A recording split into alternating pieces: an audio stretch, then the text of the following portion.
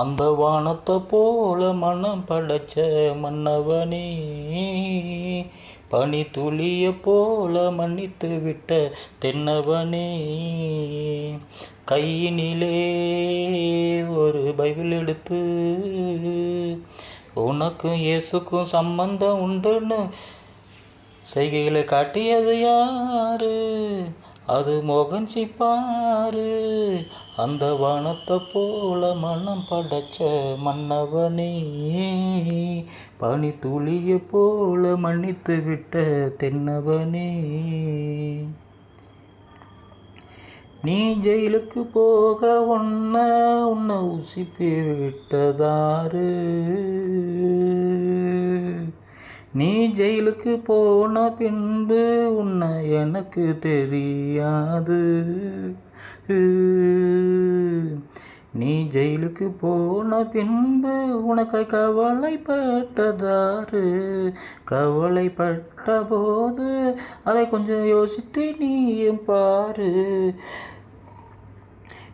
நீ சொம்பு தூக்கும் போது நீ ஆவிக்குள் இருந்தாய் பாரு.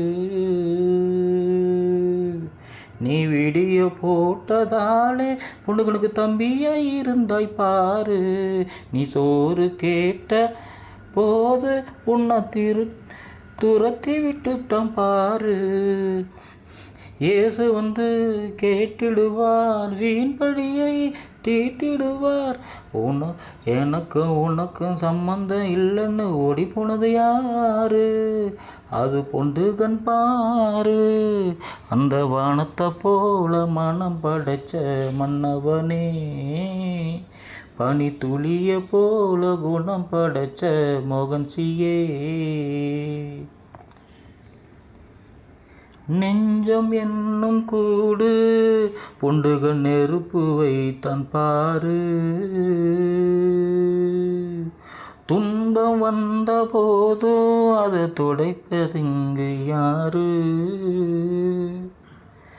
கலங்கும் போது சேரு, அது தெளியும் போது நீரு. ஏசு போட்ட கோடு அதை திருத்த போவதாரு? வெந்த புண்ணும் ஆறிடுமா? வேதனை தான் தீர்ந்திடுமா?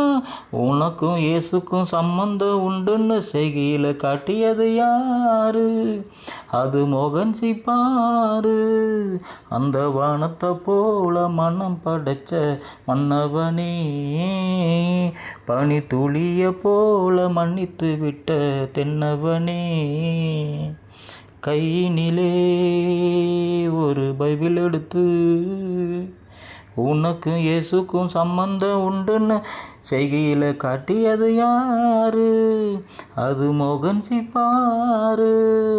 அந்த வானத்தை போல மனம் படைச்ச மன்னவனே, பனி துளிய போல அன்பு காட்டிய தென்னவனே.